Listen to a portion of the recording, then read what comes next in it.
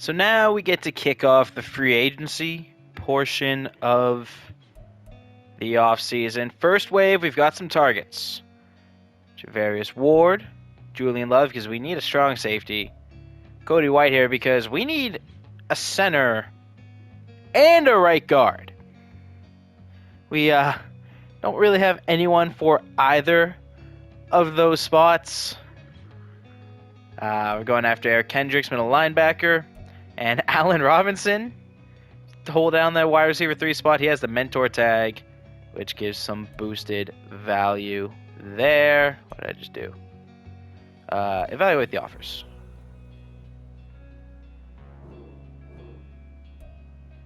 We got 4 of the 5. We got Ward, we got Love, we got Whitehair, we got Kendricks. Let's go back to the drawing board, see what else we need. We still have like 56 million cap space. I don't want to spend all of it right now, but I want to spend a good chunk of it.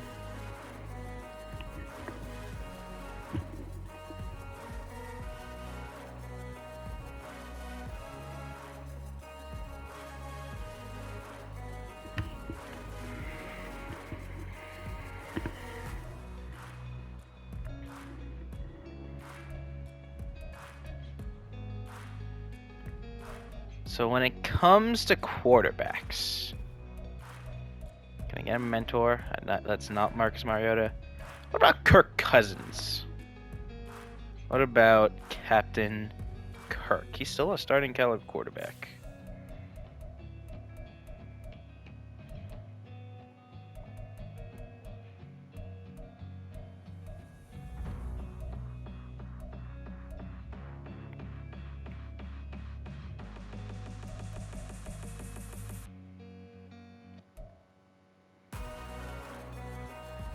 Well, dang, Tua hit free agency and went to the Green Bay Packers. How about that?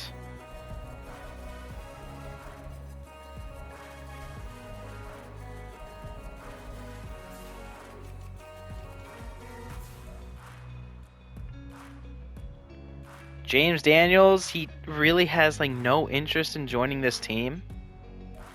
We're going to flip him this contract offer and see if we can get him. And we need defensive linemen bad. We need them very, very badly. Eric Armstead. He just wants to be in California. Like DJ Reader, we could. Then we'd have to probably bump Benton to one of the end spots. BJ Hill. No one's going after DJ Reader. And I'm not entirely sure why. So we will flip that 1-year deal over to him. Now the problem is we really don't have much cap space and we need like a lot of stuff. A lot of players. Like, we're flipping that out there to him. We'll flip that to James Daniels. Maybe he accepts. Gonna go through another wave. Well, James Daniels did not accept, but DJ Reader did. So now we've got nose tackle, safety, center, second middle linebacker, a corner. Now, I would like to get a better backup quarterback because, look, we got Kirk Cousins there, but he wants 13 mil. I'm not doing that. Mariota or Jameis Winston, who would be more fun to play with? Probably Mariota. Because of the athletic profile, we'll flip that offer to Marcus Mariota. See if he wants to become a Pittsburgh Steeler. Other than running back, I don't really want to pay Jalen Warren that much money because we don't really use our backup running back much.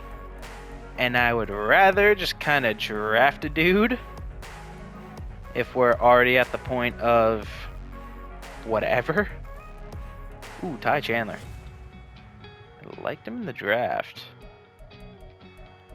We'll see. Ooh, Anthony McFarland. Bring him back. Potentially. We're just kind of flipping through. Trying to see what we got, what we can get. Defensive tackle. There is Fletcher Cox here. And he would, like, certainly be bumped out to an end spot. Yeah, if he's 310, he's going to be bumped out to an end spot. I can move Keanu Benson over and just get him playing end for a little bit. Flip that offer out there to Fletcher Cox. And honestly, like, next season, hope Minka can return to form. Because he hasn't had a pick in years. There you go. We got Marcus Mariota and he's number 0. So I'm going to have to fix a bunch of numbers. I'm going to try to trade Mitch Trubisky. Because I don't want to deal with that. That's a lot of money. Could I just cut him? Could I just cut Mr. Biscuit? Maybe. Does anyone want him? No one wants him. I don't want the contract. Goodbye, Mr. Mitch Trubisky. Thank you for your services. And simply because we need a placeholder at right guard, I'm going to flip over a contract offer to Trey Turner. See if in the shifting over to the second phase of free agency he accepts. And just hopefully we have a placeholder there.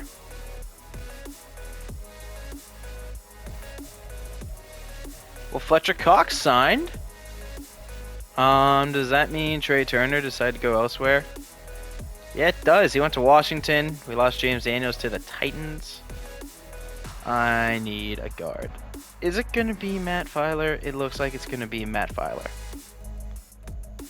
Alright, well, it looks like Matt Filer is going to be the Band-Aid at right guard. Considering there's not really anyone else who really wants to be a Pittsburgh Steeler right now. We have the offer out there for Allen Robinson.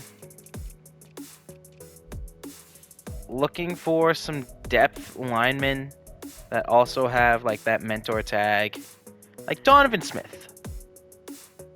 Donovan Smith to be our second left tackle. Sure, perfect. We gotta do that for like left guard, center, a lot of places.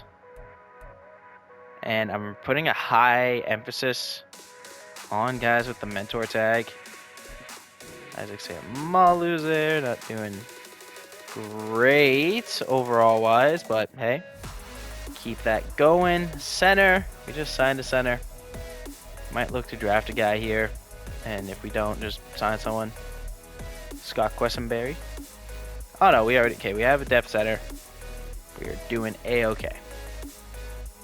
And now we got 4 targets for the second stage, and really just the remainder of free agency. Allen Robinson, Matt Filer, Donovan Smith, AJ Khan, or Can. Apologies if I mispronounced that. And we got Filer, we got Smith, we got Can, and did we get Allen Robinson? I don't think we got Allen Robinson.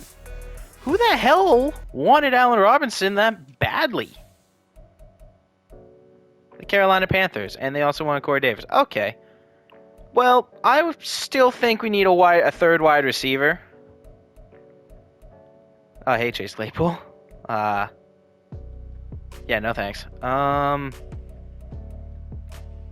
Devontae Parker?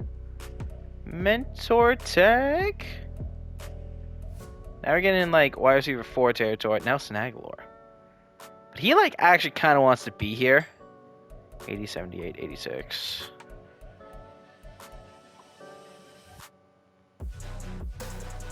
But Parker is more reliable. Flip that offer across the table to Parker. And then, honestly, this would also allow for a bit of a transition from Parker to Calvin Austin, and then he becomes the wide receiver 3. That's Justin Ross, not Josh Ross. I'm so used to when I see Jay Ross just thinking Josh Ross. And there's not really a ton else that I want to do in free agency. Really, because what's the point? Like, Jordan Love's still there. Like, what are we gonna do at quarterback? We're gonna sign Kirk Cousins, and then we're just gonna like be burning more cap space. I don't really want to do that. Oh, you see, this is intriguing. This is intriguing. This is intriguing because I'm a fan of Nathan Rourke. That's why it's intriguing. But, like, it doesn't make a ton of sense for us. He could just become a practice squad guy. Let me just, like, kill this bonus. Let me just kill the bonus. No guaranteed money. That's, like, he doesn't hate the offer. Evaluate them. Did they sign? Parker, yes. Oh, he's wearing number 84. Rourke, yes. Sweet. Why didn't Mariota get 10? Whatever. Keep going. Power through it. I missed how... we got 58 players on our roster. Keep going through it. Go to the draft. Do the draft. Private workouts. I want to do these for mainly people on my draft board. I want to see what Burke out of Ohio State has as a center. See if we got a good succession plan potentially there. No, why does Jonathan Steele have to, like, skyrocket up the draft boards? I want to get Stanley Jeffers. And I want to get Dennis Cunningham. Lock those in for the private workouts. I want to get more information on them for the draft, because if all goes well, I could have a pretty good succession plan for the interior of my offensive line. And I would really like that.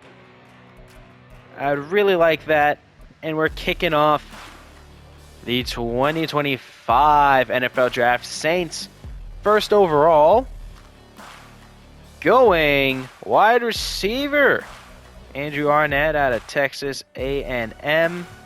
Titans go defensive lineman Brian Lawton out of Oregon.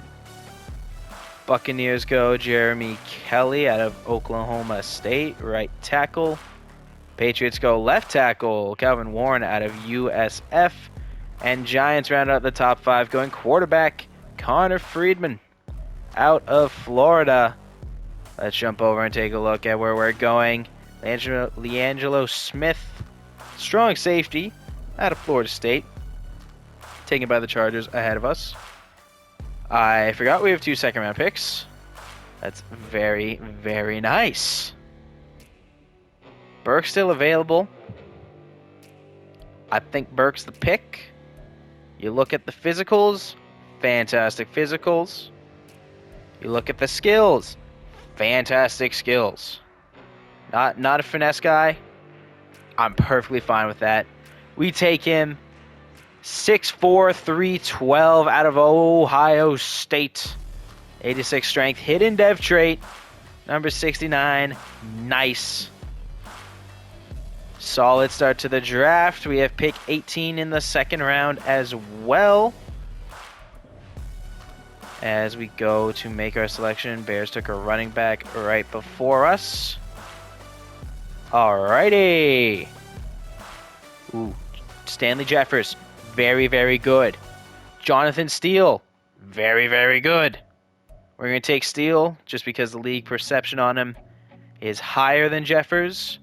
And he can never have too many good corners. Another hidden dev corner.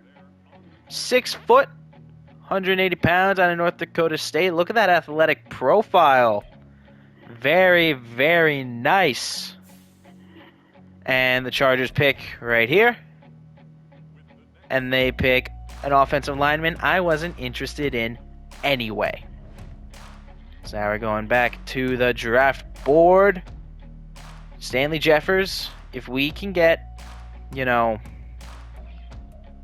this future of the team kickstart in motion, and we do that with Stanley Jeffers, we can stop the constant changing at the middle linebacker spot, at the inside linebacker spot. That's going to be huge, and this is a great start. 6'1", 246, 87 speed. Phenomenal. And a hidden dev as well. Absolutely phenomenal. 20th pick in the third round. What do we have here? Deshaun Rodriguez is still on. Despite being a projected, like, first or second round pick. Then we have Dennis Cunningham. Okay. And there's Curtis Rourke. Projected day 3 guy. Sitting down right there. We got a couple 5th and a couple 7th round picks to burn on day 3. I kind of want to take Rodriguez. Just to see what's up. Great bench press. The best bench press, actually. Could potentially return kicks. And like we see the coverages, they're good. We'll take the pick. I don't know why he wasn't picked earlier. We get 2 hidden dev corners in the same draft. I really don't know why this guy wasn't picked earlier. He really should have been. Like, really should have been. What is literally any NFL team doing? Because you're never going to complain about getting a good corner late in the draft. And there we go. There goes the draft board. Andrew Boatwright. I love that name. Is it because it's Boatwright? Yes, absolutely. Next year 4 and a 6 this year from the Vikings to get out of the spot and buy us some time. With the second pick in the 5th round, we'll pull the trigger on Freeman. If we can get, we do need backup running backs, and I'd rather get them in the draft when I can pay them under $1 million. Just makes it a little easier on the salary cap, because I really don't feel like paying a bunch of guys to do that. And oh my good way, Rourke went a lot earlier than I thought. Whoa, what? Well, we're gonna start going back to the draft board. Gonna be taking Greg Stamper, outside linebacker out of Middle Tennessee State. Okay, athletic profile, just solid depth guy. And you know, you need those. We need those pretty badly. Not even pretty badly, but just like, we need them. They're important. A lot more important than I frankly care to admit. And more important than a lot of people care to admit. As the draft board is now done. So, if we see anyone with ridiculous talent, we'll take them. If not, kind of content to just have this be the place and point where the user-controlled part of the draft ends. Yeah, that's really it. We got corners, running back. We got our potential center of the future. We absolutely stole a corner. See, if this guy was better, he could play safety. Actually, what are his physicals? Not awful, not great. But he has A press and crap man coverage, and he can't return kicks. But he can hit. Maybe this is a little safety passion project. It's a hidden dev. He's a hidden dev. Keontae Ridley.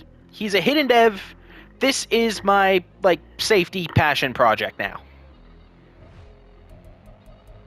Alright, well, the draft is concluded, and I am very pleased with this. Burke, 73 overall, center out of Ohio State. Could probably get him starting at right guard and see how the Cody Whitehair experiment goes. We kind of just keep taking Bears offensive linemen. Jonathan Steele, 76 overall. Stanley Jeffers, 73. Rodriguez, who should have been taken a lot earlier, by the way, 75. Jump into the 5th round. Freeman, 65. I'll deal with that. Stamper, 66 overall.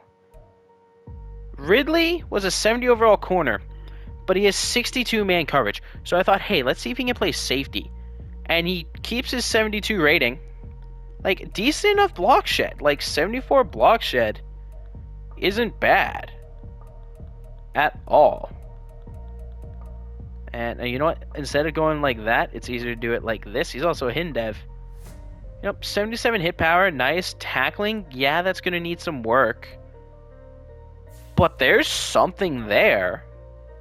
And then we just got a bunch of depth guys there. Gordon, I'm going to be honest, I didn't draft him.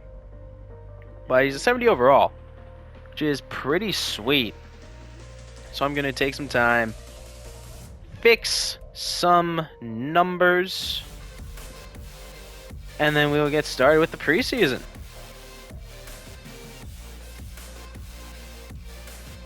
So as we're getting ready to start the preseason, there are just like good football players around.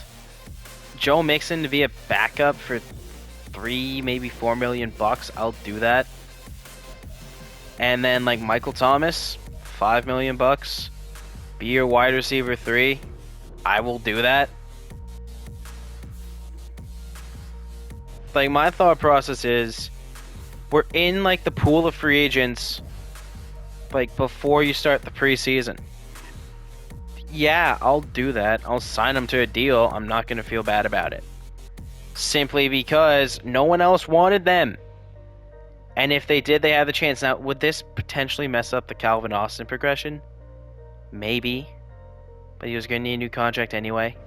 And if I want him, he can be signed again in free agency. That's not that big of a deal. And overall, more than fine with this and how the progression has gone. Like, I'll take it. No complaints on my end. We're doing very well. Like, no complaints. Like, you get Michael Thomas as your wide receiver 3. I'll happily do that. I don't feel bad about it. Nor should I. So we're kind of going to go through training camp a little bit, run through some drills, and just see how we get it going.